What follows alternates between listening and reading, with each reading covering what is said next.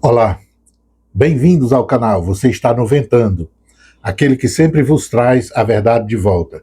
Eu sou o Valdilene e nós estamos aqui para um bate-papo bacana, rapidinho, sobre esses eventos que aconteceram internamente no Brasil. Estou deixando hoje o meu bate-papo sobre geopolítica, né, questões internacionais, situação do conflito no Oriente Médio, para falar de uma coisa que é interna e que tem sido o estardalhaço da mídia local, né? Tanto a chamada mídia alternativa, os blogs alternativos, canais, quanto a mídia corporativa. Se você estiver vindo aqui pela primeira vez, eu gostaria de lhe sugerir que você fizesse sua inscrição, marcasse a sinetinha para receber as novidades, também fizesse seus comentários e distribuísse aí para os amigos para tornar o nosso canal conhecido e ajudar a gente na redução da minha ignorância também, né? São os objetivos. Além da visualização dos fatos, a partir daquela história que eu sempre falo, que é sem o enevoamento, sem a brisa, né? Sem as cortinas que escondem a realidade real. Beleza? Pois bem, o que é que nos traz agora nesse momento, nosso bate-papo agora? Como vocês devem ter visto, os noticiários tomaram de conta disso, é a manchete de todos os grandes meios de comunicação, as derrotas, né, políticas em votações no Congresso Nacional que foram impingidas, que foram dirigidas às decisões do presidente Lula, né? A questão da indicação do ministro Jorge Messias para o Supremo Tribunal Federal e, posteriormente, a derrubada dos vetos que foram aplicados à legislação da dosimetria, a chamada lei da inocentação de bandido, né? A limpeza da biografia de marginal. Então, a tentativa de impunidade. Essas duas coisas, por incrível que pareça, eu já tive outras oportunidades de falar, elas têm, na realidade, o mesmo ponto de partida, o mesmo ponto de origem, né? E que, de certa forma, elas não são aquilo que eu estou conseguindo perceber as várias análises, principalmente eu dou muito ouvido às análises que é feita nos blogs de esquerda e tudo mais. Como eu sempre disse, todos batem a mãozinha, tudo é a política genial, o método genial, o ABC genial, a fala genial, a pipoca genial, tudo muito genial do presidente Lula e tal. Ninguém vê nada errado. E a outra coisa é a própria atitude do presidente, que ele também, desde a primeira eleição, em 2002, ele se mantém naquela posição, ele se descobriu messiânico, né? O presidente tem um comportamento messiânico, de profeta não, embora ele se atreva a fazer previsões esdrúxulas de vez em quando. Por exemplo, a extrema-direita nunca mais vai ser eleita no Brasil, como se ele tivesse o voto, ele votasse milhões, né? Ele só é um voto, mas ele diz o negócio dele. É a mania de previsão, ou seja, o papel profeta dele. A outra coisa é messiânico, ele é uma pessoa insubstituível, incalanocrável, altamente inoxidável, que se contém, ele fica lá ouvindo aqueles elogios e tal, e acredita em tudo, né? Ele nunca percebe que tem algumas coisas que podem ser mal lidas e mal avaliadas, e aí ele passa a acreditar e reproduzir o papel messiânico. Então esse jeito messiânico ele tem já desde a primeira eleição, o que é um pouco estranho. Não é só gospel não é só pelo fato de gospel, inclusive gospel, o amigo que ele indicou para o STF e tal. Mas olhe só, é porque, de certa forma, olhando vamos dizer, a fala do presidente agora, dessa noite, 1º de maio e tal, a gente vê assim uma figura entristecedora, né? Isso é da minha parte, a minha avaliação. no sentido de que de ver assim uma coisa encaixotada, né? A burguesia, a extrema-direita e a direita conseguiram fazer da liderança popular um encaixotamento, né? Um enquadramento, uma forma assim e tal. O que eu estou querendo dizer? É porque o maior atributo que o presidente tinha, a direita trocou, ela tirou. Só que ela trocou, inclusive, por iniciativa dele. Isso é verdade, tem que ser dito. Né? Ele tomou a iniciativa de trocar. Né? Porque qual era a maior virtude, o maior atributo do presidente Lula como liderança sindical? Era a mobilização. Essa era o atributo, vamos dizer assim, o especial que ele carregava. O aspecto de mobilização popular. Falar a língua do povo e ser ouvido. Vocês vão achar estranho, e agora ele não está sendo, mas está sendo eleito, vai ser eleito de novo e tudo mais. Né? É outra história. Porque a coisa que ele substituiu foi pelo esse papel de negociador. Uma figura que ele próprio se buscou e que a extrema-direita e a direita achou isso o maior brinco, achou o maior barato. E aí resolveu embarcar no barco e criar a embalagem. Essa é a embalagem que a gente viu ontem. Uma figura, vamos dizer, avaliada, eu vou chamar biograficamente, de forma triste. Mas isso tem outras finalidades, né? A perspectiva do messianismo e tal, o conforto de agradar todo mundo, uma busca incessante ao Prêmio Nobel da Paz, etc. Essa dá essa coisa. E aí vamos dizer, a esquerda que avalia e tal, bate a mão no ombrinho, aí tá tudo tá certo. Tem avaliações assim, em relação a essas derrotas. O presidente perdeu, que coisa, a culpa foi da extrema-direita, veja que a extrema-direita, aí todo mundo começou a botar nos blogs, na rede, na internet e tudo mais, falar da extrema-direita, tudo mais, o adversário. Então, o culpado estava todo do lado do muro, era tudo da extrema-direita.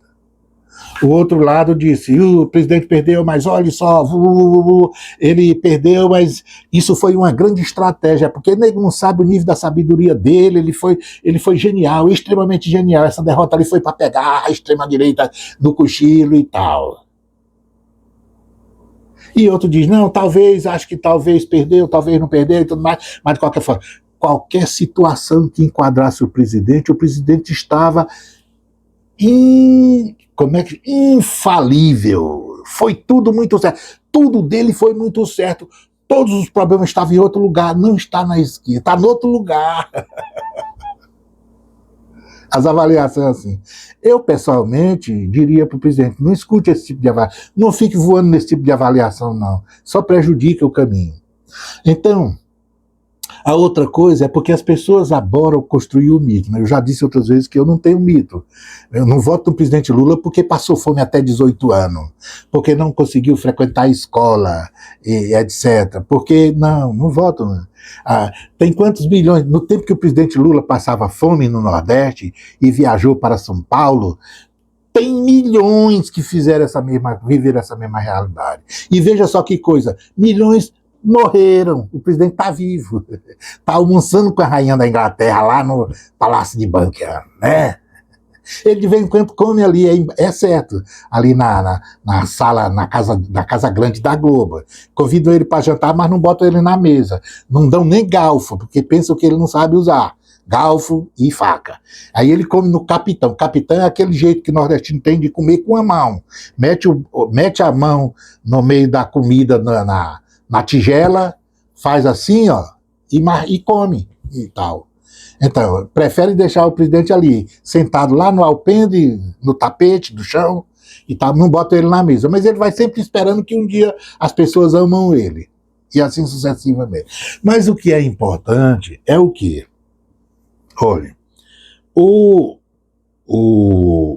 a derrota, é preciso que se diga.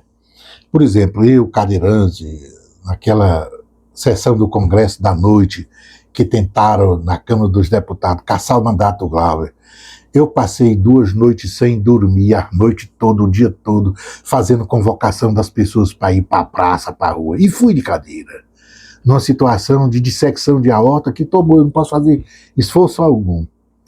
E vi. E o que ocorreu daquela manifestação? Olha, sobre aquela manifestação, é preciso que se diga o seguinte: não foi convocada pelo presidente. Não foi convocada por nenhum parlamentar do PT, da esquerda, seja o que for.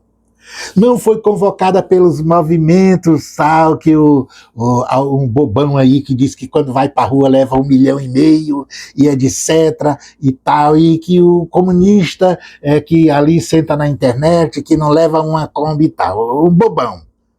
Mas veja só, no dia da movimentação, estava todo mundo lá se aproveitando do movimento. Estavam lá, se aproveitando do movimento. Eles não convocaram, foi o povo.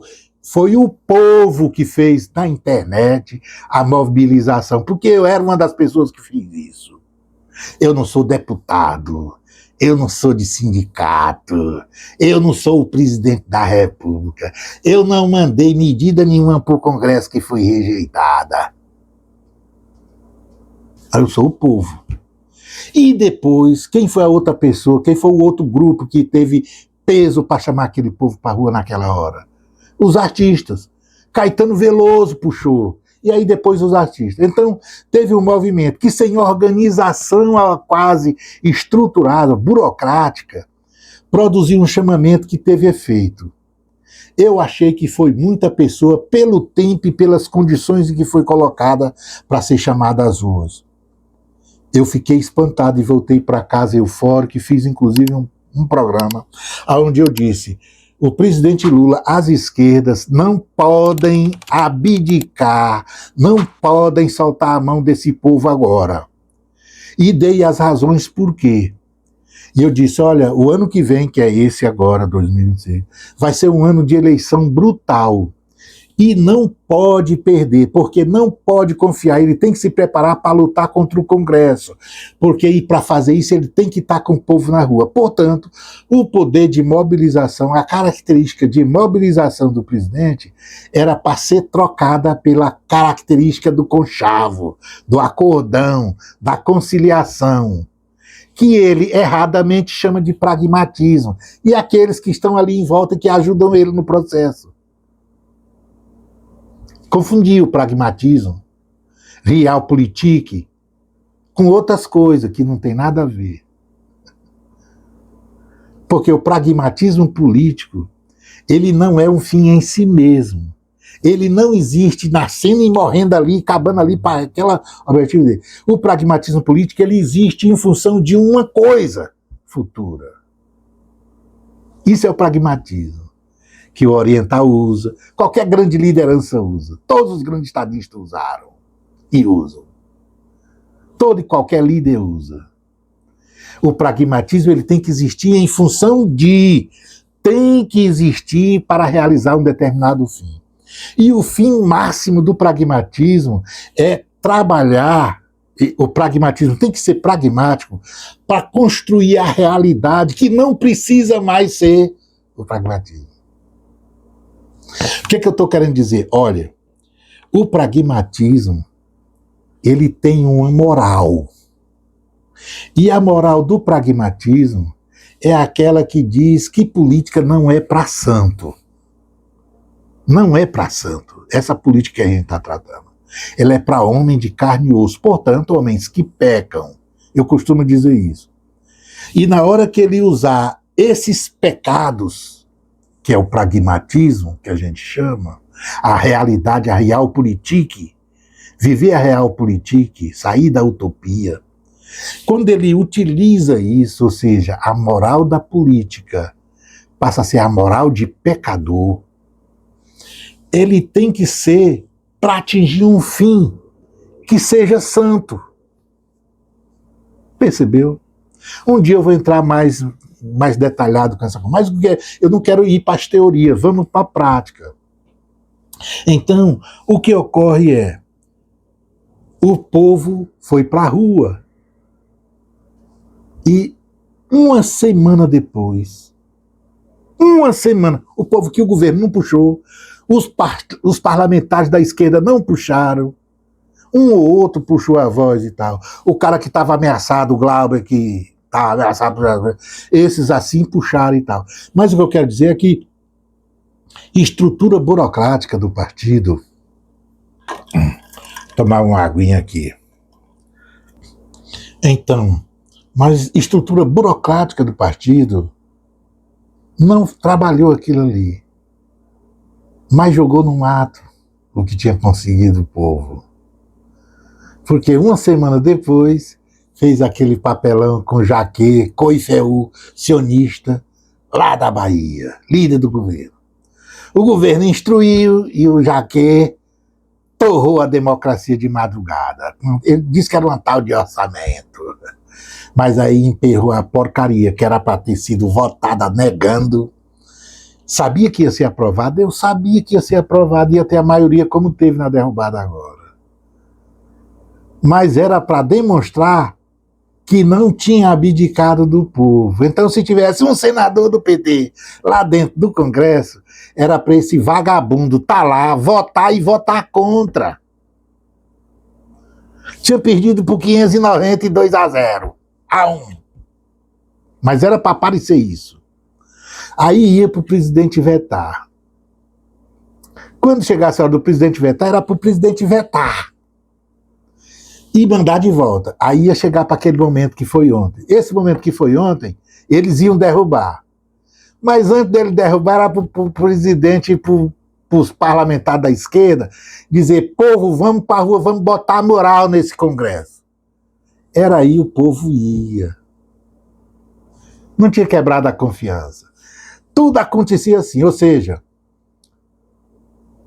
o veto ia ser o último cartucho, mas não. O primeiro discurso do presidente era: não, mas quando chegar aqui eu vou vetar, como se tapasse o buraco. O problema não era vetar. O problema era, na hora, votar negando. Era tomar a posição do povo dentro do parlamento na hora que era para ser.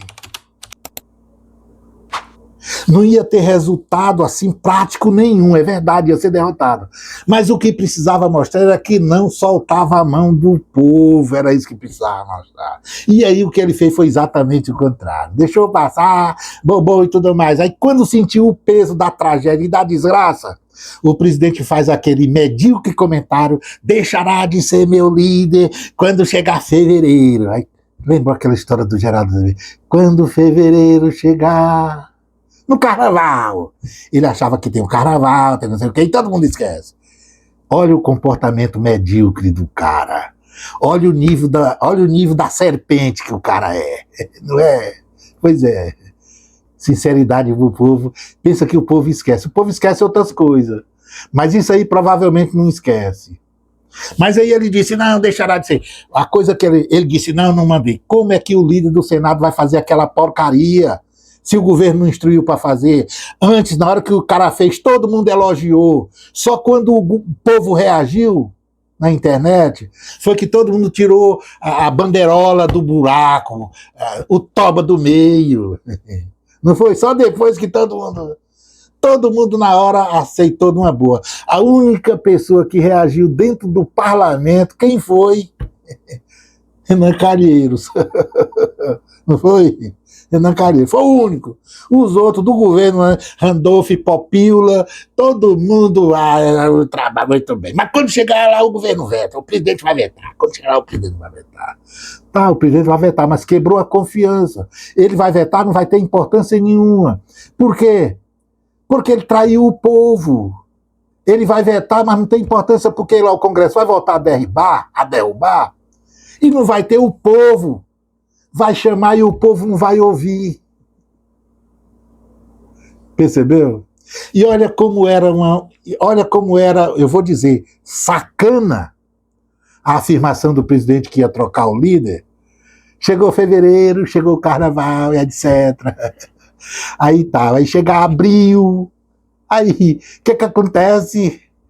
Quem é o líder do governo lá naquela tenebrosa sessão que faz as prosopopeias legal?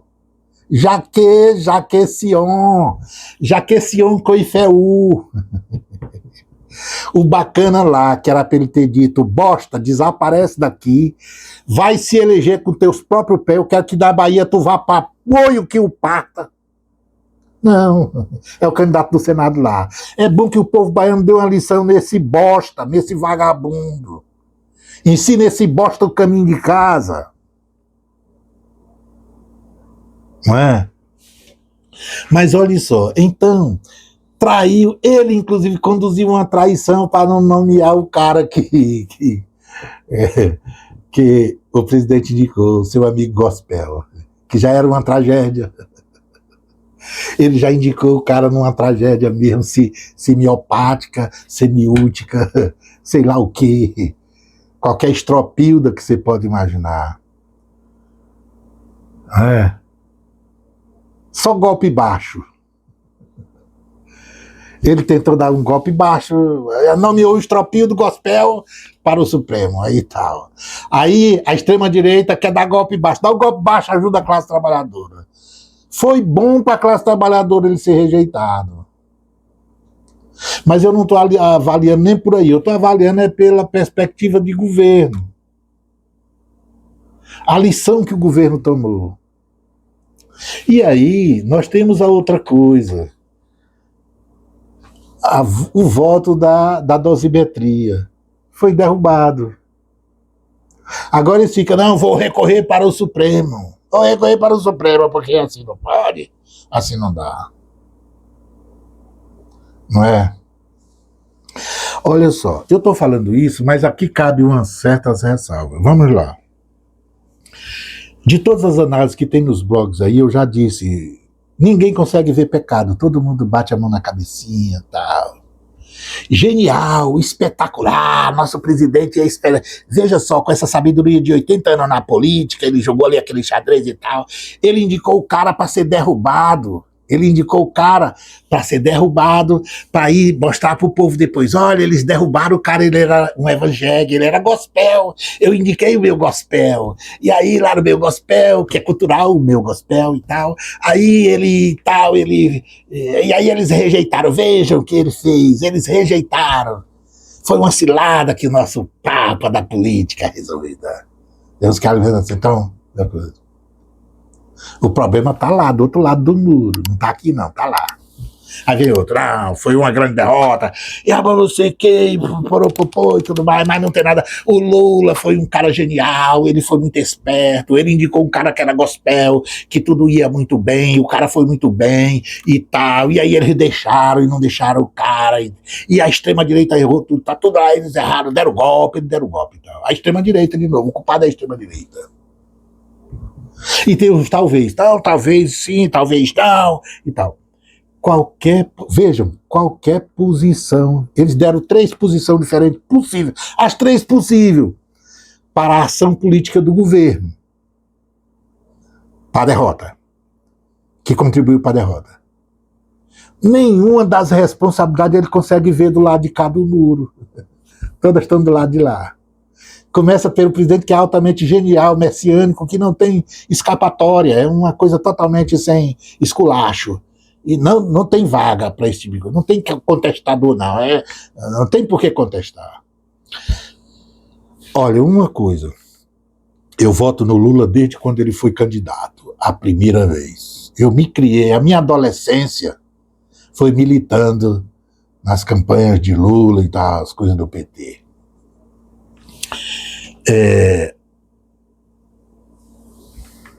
Desde muito novo, eu sei que o Lula não é de esquerda. Por que disso? Porque o Lula nunca foi de esquerda desde que ele nasceu, desde quando ele se batizou. Ele nunca foi de esquerda. Lula abraçar Fidel Castro, Hugo Chávez, sei lá, Mao Zedong, etc. Qualquer coisa, Lula ter feito qualquer dessas coisas, todas, nenhuma o coloca, o caracteriza como alguém de esquerda. A rigor, essas pessoas receberam abraços, afagos, porque o Lula estava num processo de captação da popularidade da esquerda conduzida por essas figuras históricas.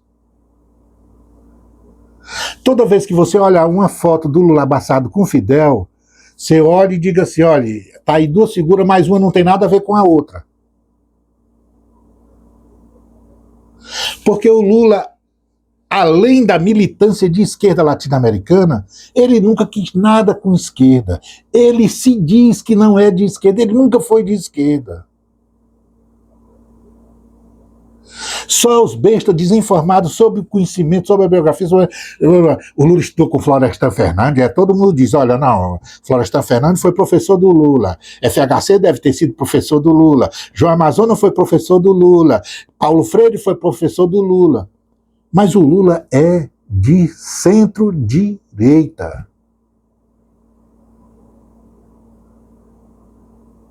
O Lula não chega a ser um reformista.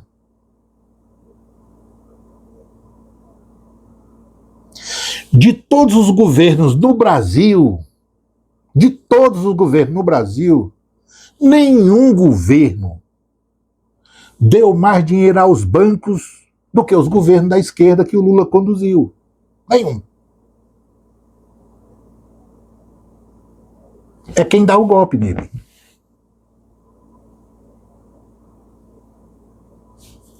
Nenhum. De todas as lideranças, ninguém castrou mais a esquerda, construção de liderança, do que o Lula. Era essa a razão por que se abraçava com Fidel. Então, o Lula nunca teve orgulho de se dizer de esquerda. E eu admiro isso nele. Por quê? Porque eu nunca votei nele acreditando que ele é de esquerda. Eu voto por conjuntura. Existe uma conjuntura que é lida na hora que eu vou votar. E aí, na hora que eu vou votar, eu trabalho com aquilo que é perspectiva, possibilidades. E aí o voto nunca deixou de ser no Lula. Eu não crio mitos, eu não voto mitos. Então, aos cidadãos que estão à esquerda e que passam a bater no Lula diariamente e tudo mais, existe uma certa falta de conhecimento sobre o Lula.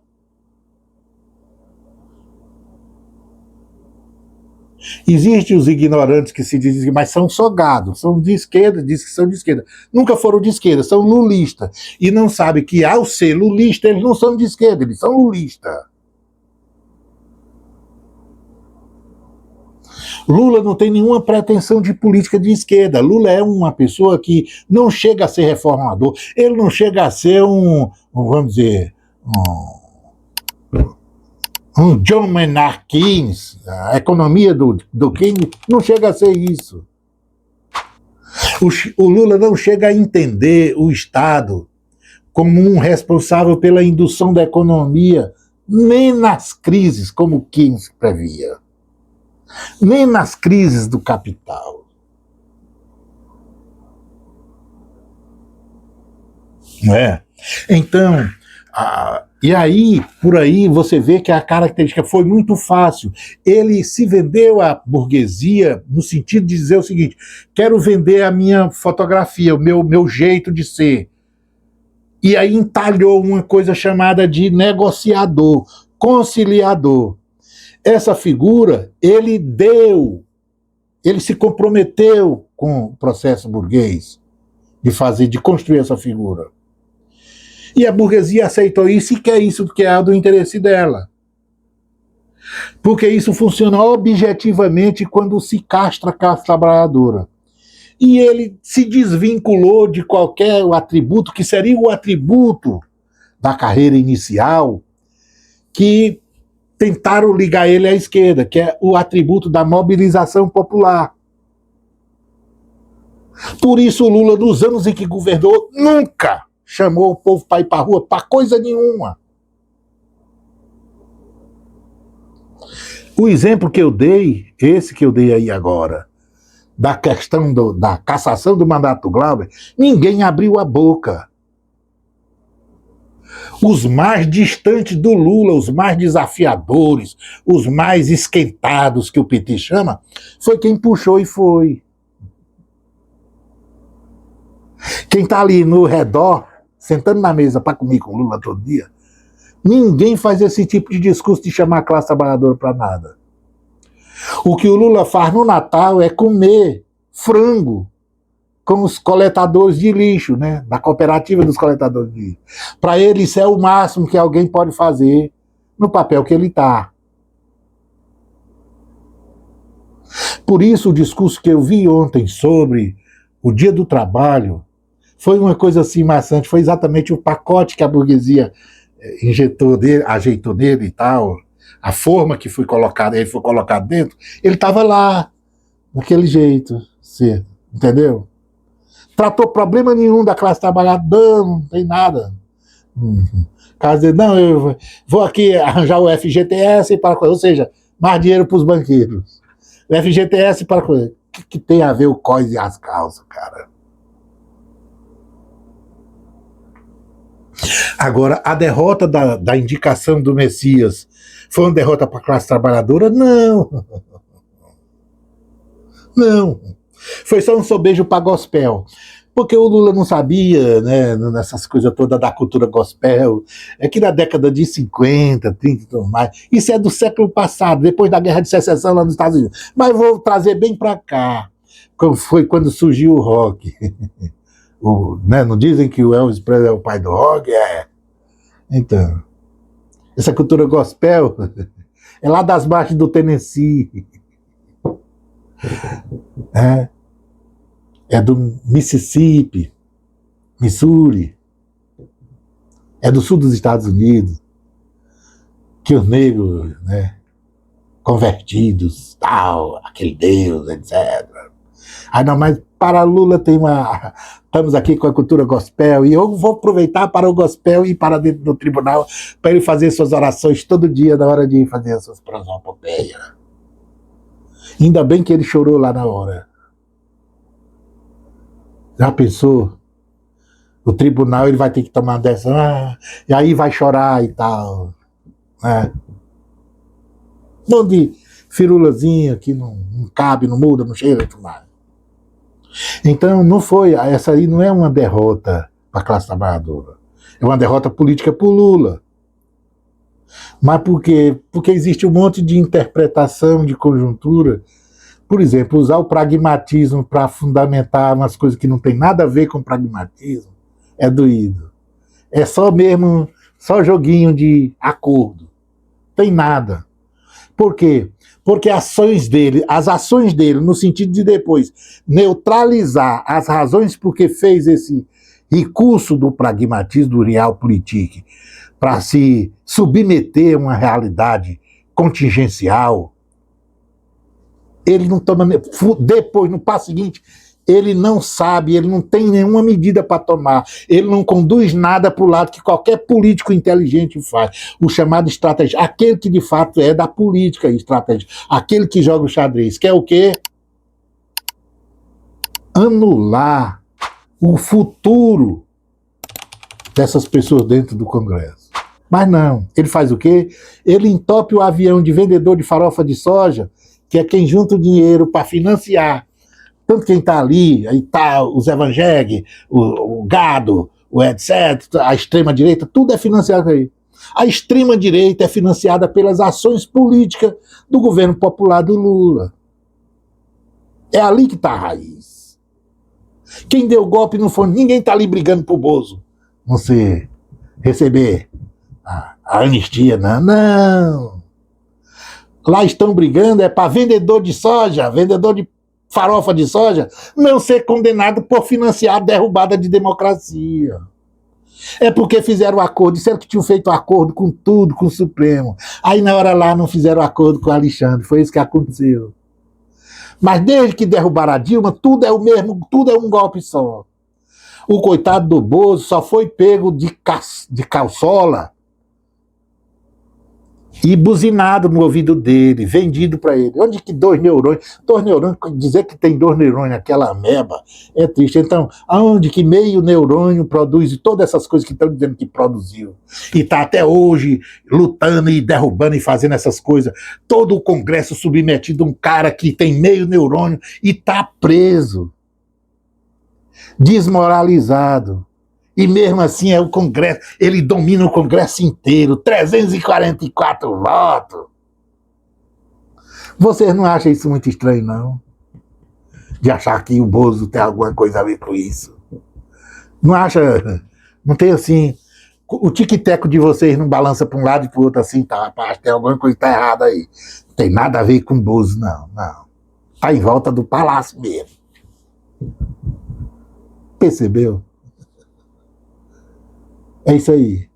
Mas enquanto isso, o Lula pode ficar comendo de capitão, etc., sentado no tapete lá no alpendre da Casa Grande, que tá tudo muito bem. Ninguém quer derrubar o Lula porque é o Lula. Percebeu? Porque tudo que eles querem, o Lula faz mais do que eles pedem. Os bancos não deixam de ganhar dinheiro, vão ter mais 20% do FGTS aí para engoropar. Os bancos não deixam, os farofeiros de soja não deixam de derrubar a mata. Deixa. Como assim? Eles estão, não, mas vai ter mercado. Não, é exato, ele vai gastar o dinheiro do povo para botar o avião, para caçar um jeito de vender farofa de soja para chavasca, rebombasca, parafuseta e etc. Não entendeu, não? Golpe se dá com dinheiro. Desde o primeiro mandato do Lula, cada mandato que ele ganha, cada eleição que faz, a bancada das porcarias só faz aumentar. Não lembro disso, não. Severininho nasceu com Lula. Antes do Lula, não tinha Severininho.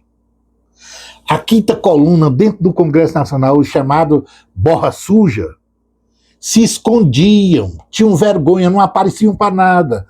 Tanto é que Bolsonaro vivia carrachadinho ali, escondido, ninguém mexia com ele. R$300 por mês de um, 400 de outro, 400 de outro, tudo mais. 30 anos fazendo isso, ninguém nunca mexeu com ele. Porque viviam escondido. E por que viviam escondido? Porque idiota tinha vergonha de ser idiota, não aparecia. Mas quando Lula chegou, o que aconteceu? Idiota pode sobrar. Aparece Severininho. Nunca, a não ser no primeiro governo, lá na hora que começou, o PT fez a maioria, porque o governo não era do Lula, era do Fernando Henrique. O PT fez a maioria, o povo votou, e aí fez o presidente da casa. Não foi? O acordo lá naquele tempo era quem tem maioria vira presidente da mesa. Depois do primeiro governo, pronto, acabou o problema. Pipocou dinheiro para farofa de soja, para não sei o quê, para banco, para aí todo mundo, aí fizeram as bancadas, organizaram as bancadas, aí foi entrando. Primeiro era do gado, depois a da farofa de soja, depois aí entra os delegados, os sargentos, os cabos, e etc. E todo mundo da autoridade, e aí tá. Só cresceram nos governos da esquerda. Portanto, o pragmatismo que Lula usa, que era o de negociar no primeiro governo para construir uma maioria, ou seja, entrar um processo de conciliação, para ter uma maioria para governar, o pragmatismo era para ser usado ali. E a partir dali, a leitura do verdadeiro pragmatismo mina tudo. Na próxima eleição, eles têm que ser a minoria. Na outra eleição, ele é menos ainda e menos ainda. É assim que o pragmatismo funciona. É para esse objetivo que existe o discurso do Realpolitik. É para ele se auto-imunizar. Ele vai criando as realidades provisórias e vai matando aos poucos a necessidade de fugir do sonho, de fugir da utopia. Até o momento em que você tem. Aí é por isso que ele não entende por que na Coreia do Norte, em Cuba, vai limpando, vira 100%. Por que o russo está lá na Rússia e vira 100%? De volta. Ele não sabe. Não é por causa disso, não. É porque usa o pragmatismo, porque ele, de fato, precisa. Percebeu? Não é ditadura, não. É realpolitik. É pragmatismo. Jumentinho. Percebeu?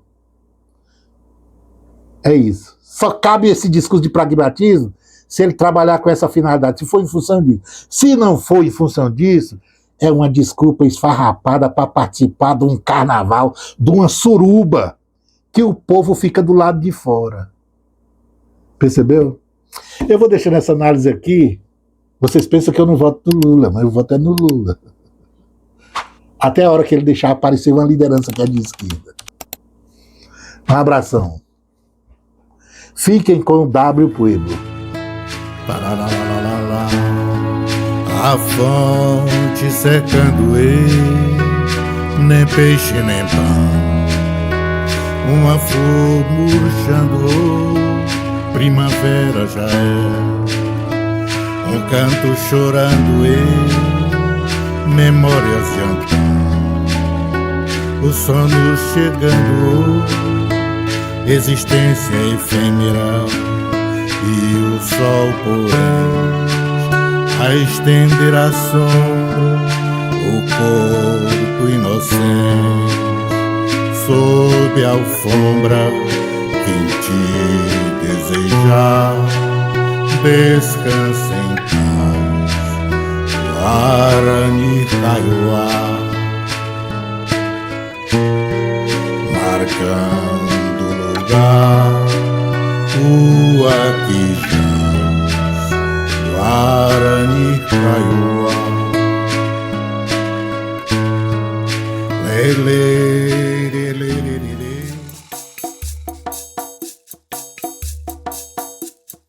Lara, lara, lara, iriri, liriri, patum, liriri, lara.